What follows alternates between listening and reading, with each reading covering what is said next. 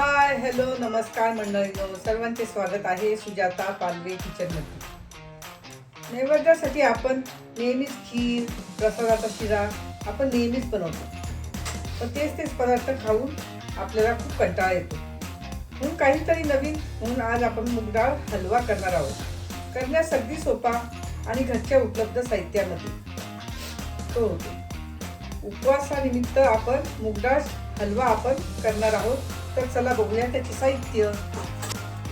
इथे मी 1 कप इतकी मुगाची डाळ घेतलेली आहे। ती धुवून घेतली आहे आणि ती थोडीशी वाळवली आहे, म्हणजे ती चाळणीमध्ये ठेवली होती आणि ती अर्धा 1 तास आपण वाळवून घेतली। त्याचबरोबर इथे अर्धी वाटी तूप लागणार आहे। ज्या वाटीने आपण मूग डाळ मोजून घेतली त्याच वाटीने आपण साखर घेतलेली आहे। याच्यापेक्षा जास्त किंवा कमी सुद्धा तुम्ही टाकू शकता। 2 चमचे बारीक रवा घेतलेला आहे आणि 2 चमचे पीठ। त्याच्यामध्ये टाकण्यासाठी काजू आणि बदाम यांची क्रश केलेली आहे। इथे 2-3 वेलची मी फोडून घेतलेली आहे, किंवा तुम्ही पावडर पण टाकू शकता। त्यानंतर आपण इथे पिवळा रंग आपण घेतलेला आहे आणि पाणी आहे हे या हलव्यासाठी 2.5 वाट्या आपण पाणी घेतलेलं आहे। तर आपण सुरुवात करूया। तर आता आपण सर्वप्रथम आपण कढई आपण पेटवून घेऊया। जाड बुडाची कढई घ्यायची आहे किंवा नॉनस्टिक, आणि त्यामध्ये आता आपण ही डाळ भाजून घेणार आहोत। हे पाहता ही जी आहे ही धुवून सुकवलेली मुगाची डाळ आहे, तर ती आपण याच्यामध्ये सर्व टाकून देऊ। आता गॅस थोडासा मोठा करायचा सर्वप्रथम, आणि नंतर मंद गॅसवरती आपण ती डाळ चांगली खरपूस अशी भाजून घ्यायची।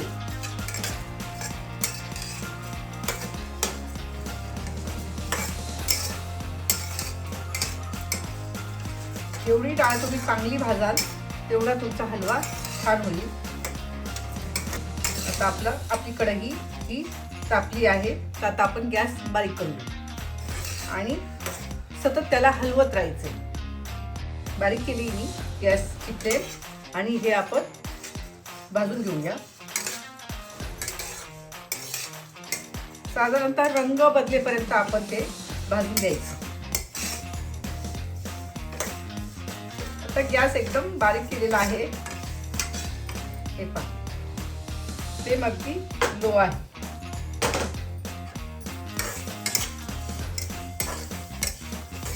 आता याच्यामध्ये तेल वगैरे काही नाही टाकायचं आणि ती भाजून घ्यायची।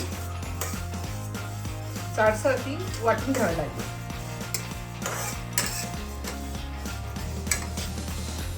सतत भाजून घ्यायची ती,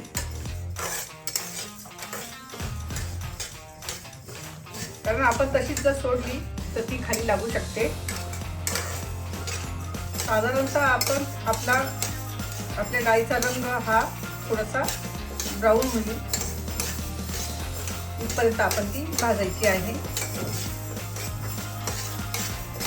साधारणतः ही अशी झालेली आहे, याचा रंग पूर्णपणे बदलला आहे। तर आता आपण गॅस बंद करून घेऊया आणि थोडं थंड होऊ देऊया, आणि नंतर आपण ते थोडंसं रवाळ वाटून घेऊया। साधारणतः आपण अशा पद्धतीचं आपण त्याचं पीठ आपण तयार करून घेणार। खूप बारीक पण नाही करायचं आणि खूप जाड पण नाही ठेवायचं। हा मध्यम आकाराचा आपण रवासारखा आपण वाटून घेतलेला आहे। तर आता आपण सर्वप्रथम कढई लावून घेऊया।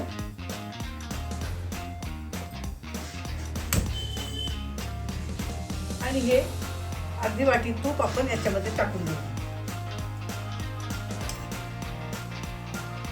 आता याच्यामध्ये तुम्ही तुपाचं प्रमाण थोडं कमी किंवा जास्त सुद्धा करू शकता।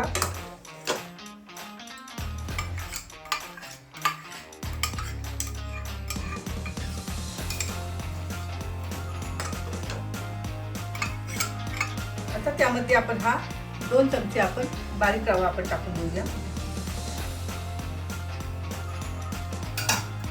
आणि 2 चमचे आपण बेसन पीठ आपण त्याच्यामध्ये टाकून घेऊया.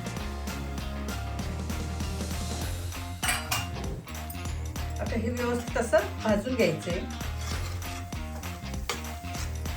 मंद गॅसवरती.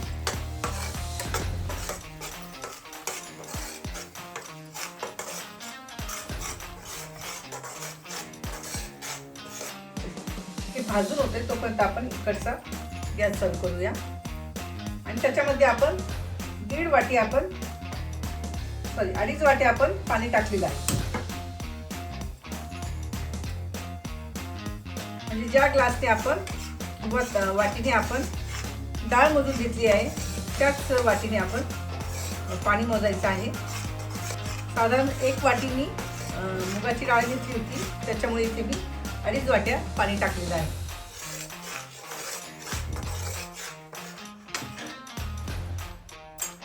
त्यामध्ये आता आपण ही साखर म्हणजे 1 वाटी साखर आपण त्याच्यामध्ये टाकून देतो. आणि हा केशरी रंग किंवा पिवळा रंग आपण याच्यामध्ये टाकून देतो.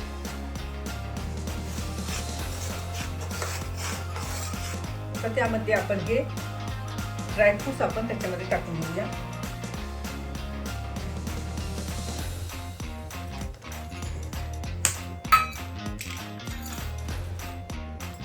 आणि वेलची पूड आपण ती पण आपण त्याच्यात टाकून देऊ.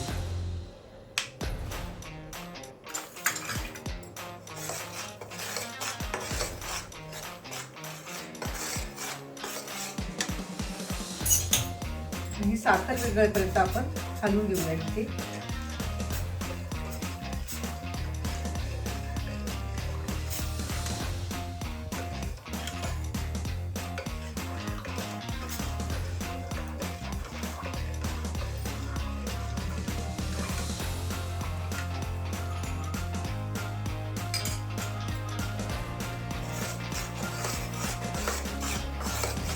आता त्याच्यामध्ये आपण ही वाटलेली आपण डाळ टाकून देऊया. ती पण थोडीशी भाजून घेऊया.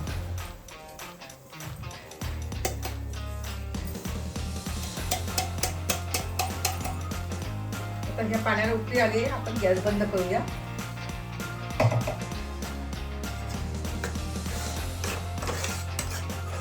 आणि आपण ही डाळ थोडीशी व्यवस्थित भाजून घ्यायची.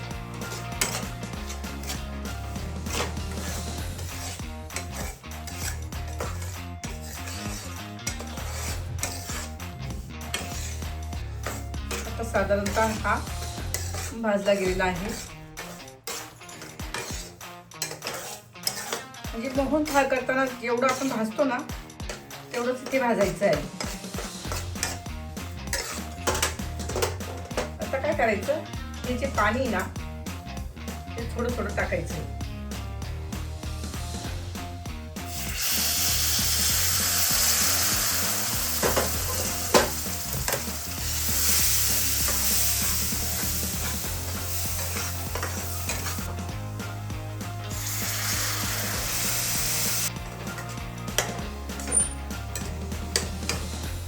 आणि आता हे उरलेलं सुकं पाणी आपण त्याच्यामध्ये टाकून देऊ.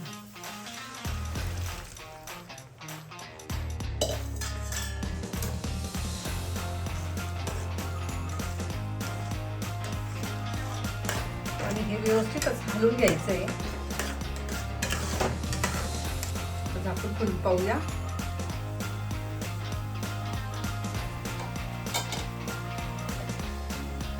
मस्त हा सगळ्या बाजूने आपल्या सुटलेला आहे. म्हणजे आपला शिरा जो हलवा आपला तयार झालेला आहे. आता ओळखण्याची खूण म्हणजे कशी असते याची, की हा पूर्णपणे असा तूप सोडून देतो हा साईडनी, म्हणजे मग आपला हलवा तयार झालेला आहे. आणि जेवढं जास्त परतून घ्याल तेवढं त्याच्यातलं पाणी निघून जातं आणि मस्त असा हा मोकळा सळसळीत असा हलवा होतो.